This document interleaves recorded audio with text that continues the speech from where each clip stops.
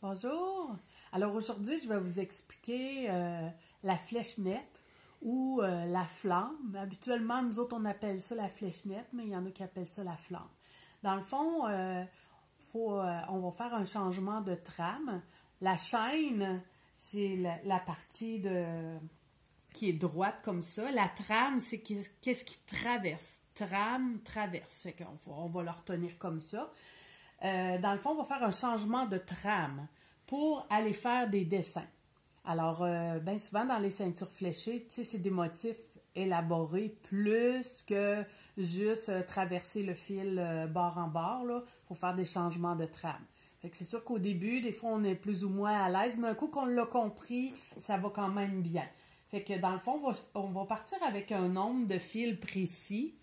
Ça va être 12 fils verts, 8 fils jaunes, puis 12 fils rouges. On pourrait aussi faire vert ici, puis vert de l'autre côté, mais pour l'échantillon, moi, je pense que c'est plus facile de le faire à 3 couleurs qu'à 2 couleurs. C'est sûr qu'on peut toujours modifier le patron aussi pour avoir plus large notre flèche au milieu, mais il faut tout le temps que mon nombre de fils au milieu soit plus petit que mes fils de chaque côté. Comme là, j'en ai 8 puis 12, j'en ai 4 de plus. Ça veut dire que si j'augmenterais à 10, ben, il faudrait que dans le côté, j'en aurais 14. Je pense qu'il faut y aller avec des nombres pairs. Fait que c'est ça. Mais pour l'échantillon, on va y aller vraiment de base comme le patron. 12, 8, 12. Alors, on installe notre première croisée de départ. Puis après ça, c'est ça, là, quand on fait notre premier rang ici, on va partir avec notre trame en rouge. On va venir les changer ici à notre dernier jaune. Fait qu'on va faire un changement de trame. On voit le petit piton rouge qui apparaît là. C'est mon fil de chaîne qui devient fil de trame, qui redevient fil de chaîne. On vient l'échanger contre un jaune. Le jaune continue fil de trame. Puis quand on arrive ici, on va venir compter, étant donné qu'on en a 8, on va venir compter 8. Puis au 8e fil, on va venir l'échanger contre le vert. Fait que ça veut dire que le jaune, il va redevenir fil de chaîne. Puis on va continuer le reste avec le vert. Pour mon deuxième rang, je vais repartir la même chose, mais je vais venir ici en prendre un avant mon rouge, je vais l'échanger, puis un avant mon jaune, je vais l'échanger. On fait toujours le fil avant. On va venir faire ça jusqu'à temps qu'on ait fait nos 8 rangs au complet, qu'on va revenir. On va revenir, dans le fond, à nos fils comme au début. Fait que ça va être 12, 8, 12. On va revenir nos couleurs exactement comme au début. Fait qu'on va répéter tout le temps ces mêmes rangs-là. Le plus difficile, des fois, c'est de faire notre premier rang. Mais un coup qu'on a bien compris, c'est quand même pas si pire. Ça prend un petit peu de pratique, mais c'est quand même pas si pire. Fait qu'on va prendre notre premier fil de chaîne qui devient fil de trame. On l'accroche sur notre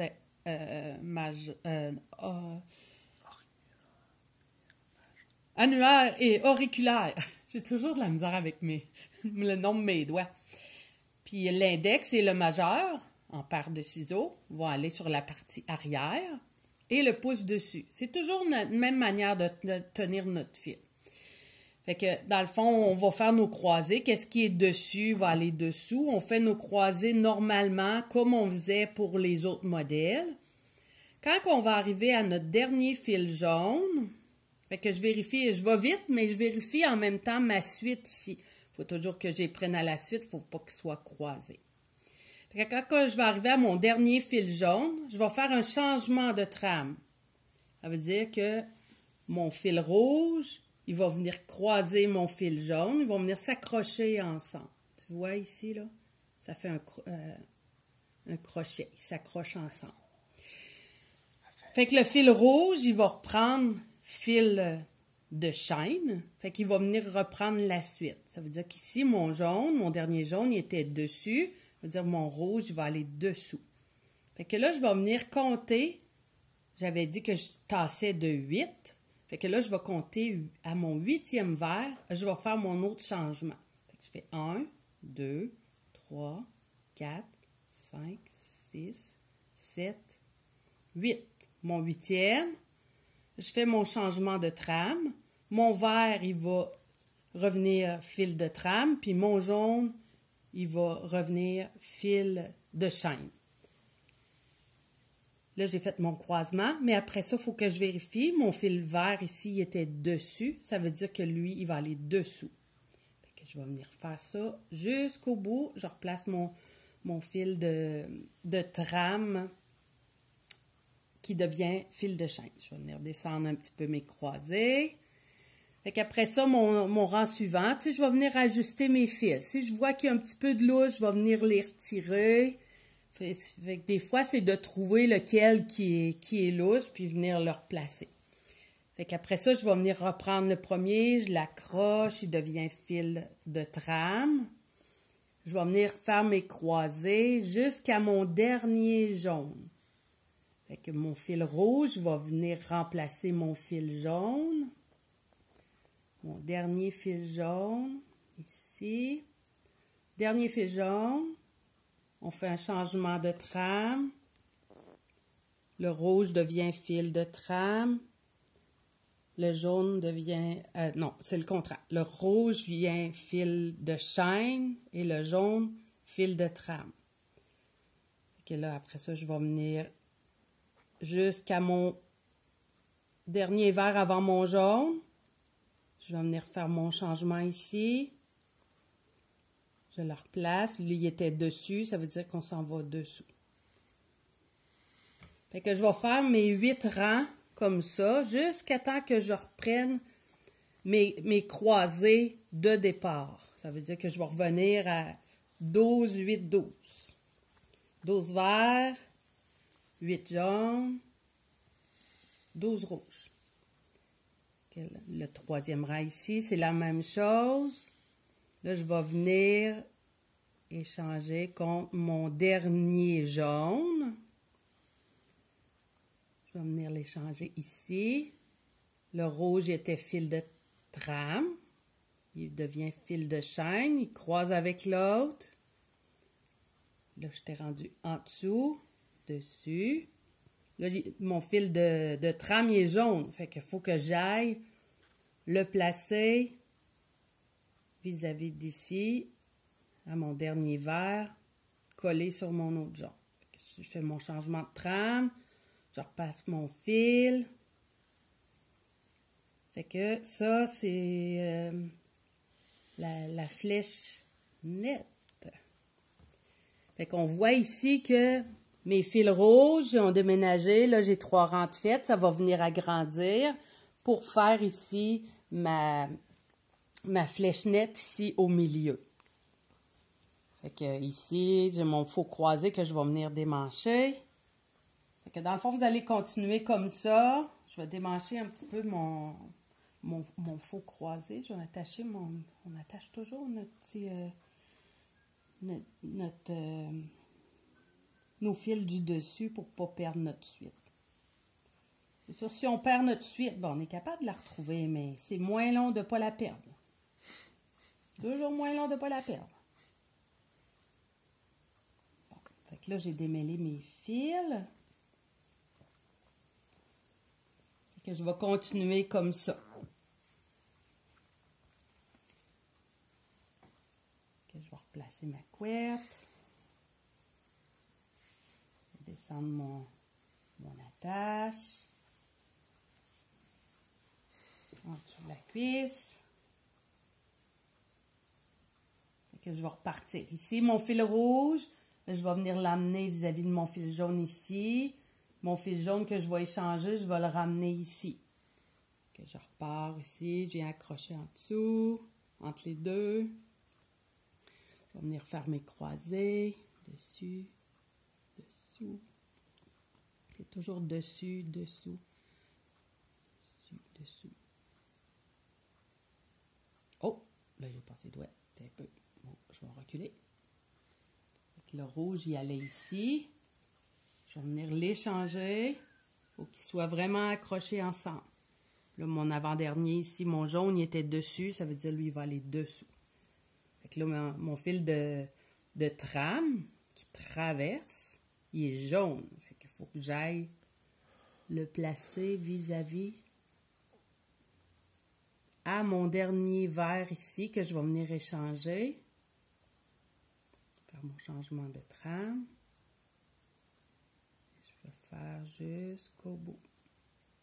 Quand j'arrive au bout, mon fil de trame qui traverse, il va devenir il redevient fil de chaîne. Alors, il reprend la place, la suite. Fait que ça va être beau pour ça. Si jamais c'est pas assez bien expliqué, ben vous me le direz, puis je vous referai une autre petite vidéo. Ensuite de ça, j'aurais aimé ça vous expliquer pour faire la finition ici. C'est sûr que là, on finit un petit peu en biais. Je ne sais pas si on doit finir en biais ou si on peut faire un petit peu de bourrage. Là cette partie-là, je ne suis pas trop sûre là, de comment... si on les laisse comme ça. Moi, je les laisserai comme ça pour l'instant. Dans le fond, ce qu'on va faire, on va venir couper nos fils égales. Pour les couper égales, ce qu'on peut faire, on peut se prendre une roulette, ceux qui font de la courte pointe, une roulette pour couper. Tu mets ton tapis en dessous, tu viens t'installer avec ta règle, puis tu coupes ça avec ta roulette à couper la courte pointe. Sinon, ce que tu peux faire, que moi, j'ai pensé ça, peut-être que ça peut être bien aussi. Tu vas venir le coincer bien égal entre les deux. Tu peux mettre un papier collant au bout, puis tu vas venir prendre tes ciseaux, puis tu vas couper égal. C'est mieux de le couper plus long que plus court. Après ça, tu peux faire une petite tresse ou tu peux le twister. Fait que le twister, ça fait un beau petit fini, là. Tu peux... j'avais fait un nœud tantôt. Oh là là. On va démancher le nœud. Là. Hein? Bon. Fait que on va venir twister en tournant. Des fois, je vais mouiller un petit peu mes doigts. Je vais venir le tourner jusqu'à temps qu'il twiste. Qu'il twiste beaucoup, que quand je le relâche, là, regarde, il va venir twister, là. Même peut-être un petit peu plus, là. Il y a des petites machines aussi qui se vendent pour twister, là, ceux qui font du tissage.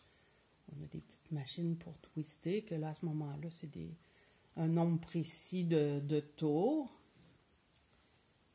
Peut-être à une autre démonstration, je sortirai ma petite machine.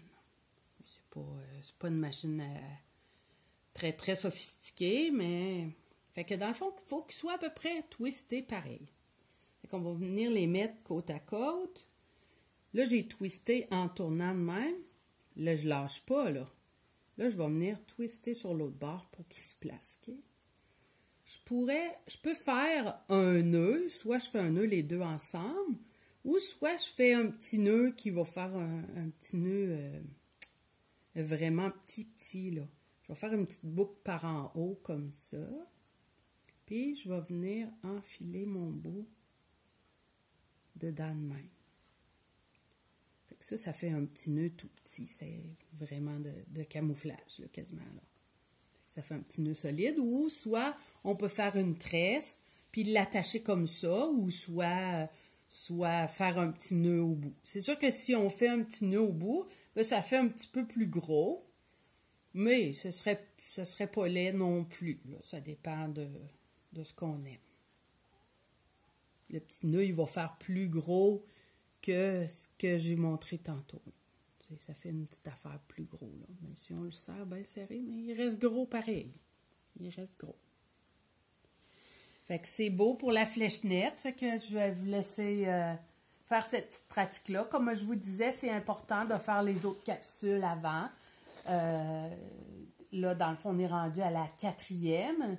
Mais c'est sûr que tu peux t'essayer. Peut-être que tu vas être capable, même si tu n'as pas fait les autres, mais idéalement, ça serait de faire le picoté, le diagonal, le chevron, puis après ça, là, on est rendu à la flèche nette. Fait que c'est beau. Bonne pratique. À la prochaine. Bye!